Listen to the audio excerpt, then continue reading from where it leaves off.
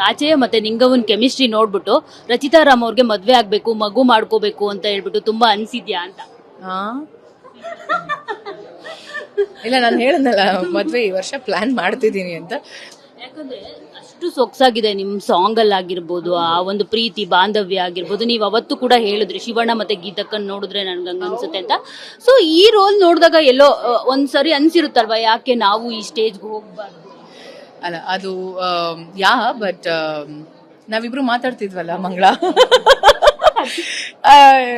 ಅದು ಯಾವಾಗ ಆಗ್ಬೇಕೋ ಅವಾಗ್ಲೇ ತಾನೇ ಆಗೋದು. ಯಾರು ಬರ್ಬೇಕು ಅಂತ ಇರುತ್ತೆ ಜೀವನದಲ್ಲಿ ಅವರೇ ಬರೋದು.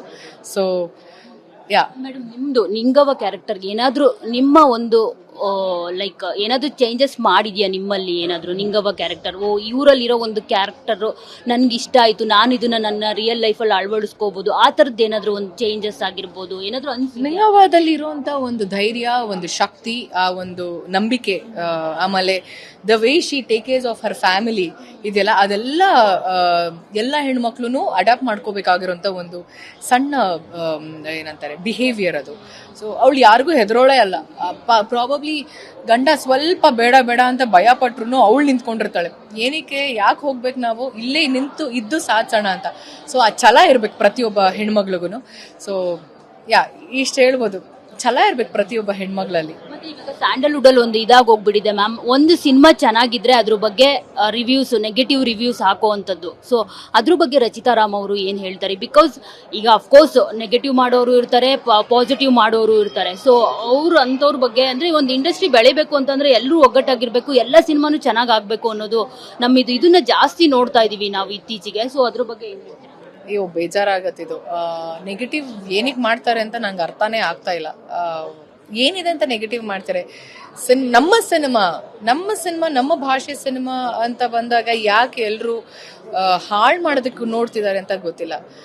ಎಷ್ಟಂತ ಹಾಳು ಮಾಡ್ತಾರೆ, ಎಷ್ಟು ವರ್ಷ ಅಂತ ಹಾಳು ಮಾಡ್ತಾರೆ.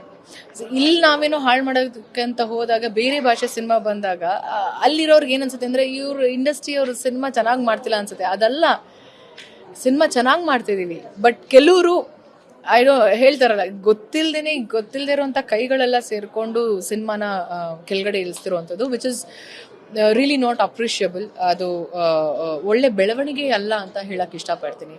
ಸಿನಿಮಾ ಚೆನ್ನಾಗಿ ಮಾಡಿರೋರ್ಗೆ ಬೆಂತಟ್ಟಣ, ಸಪೋರ್ಟ್ ಮಾಡೋಣ. ಅಯ್ಯೋ, ಬೇಜಾರಾಗತ್ತಿದು. ನೆಗೆಟಿವ್ ಏನಕ್ಕೆ ಮಾಡ್ತಾರೆ ಅಂತ ನಂಗೆ ಅರ್ಥನೇ ಆಗ್ತಾ ಇಲ್ಲ. ಏನಿದೆ ಅಂತ ನೆಗೆಟಿವ್ ಮಾಡ್ತಾರೆ? ನಮ್ಮ ಸಿನಿಮಾ ನಮ್ಮ ಭಾಷೆ ಸಿನಿಮಾ ಅಂತ ಬಂದಾಗ ಯಾಕೆ ಎಲ್ಲರೂ ಹಾಳು ಮಾಡೋದಕ್ಕೆ ನೋಡ್ತಿದ್ದಾರೆ ಅಂತ ಗೊತ್ತಿಲ್ಲ. ಎಷ್ಟಂತ ಹಾಳು ಮಾಡ್ತಾರೆ, ಎಷ್ಟು ವರ್ಷ ಅಂತ ಹಾಳು ಮಾಡ್ತಾರೆ.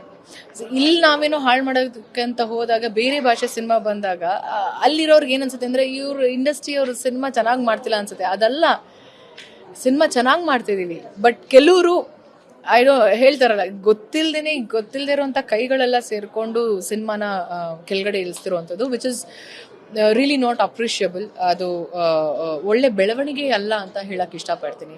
ಸಿನಿಮಾ ಚೆನ್ನಾಗಿ ಮಾಡಿರೋರ್ಗೆ ಬೆಂತಟ್ಟಣ, ಸಪೋರ್ಟ್ ಮಾಡೋಣ.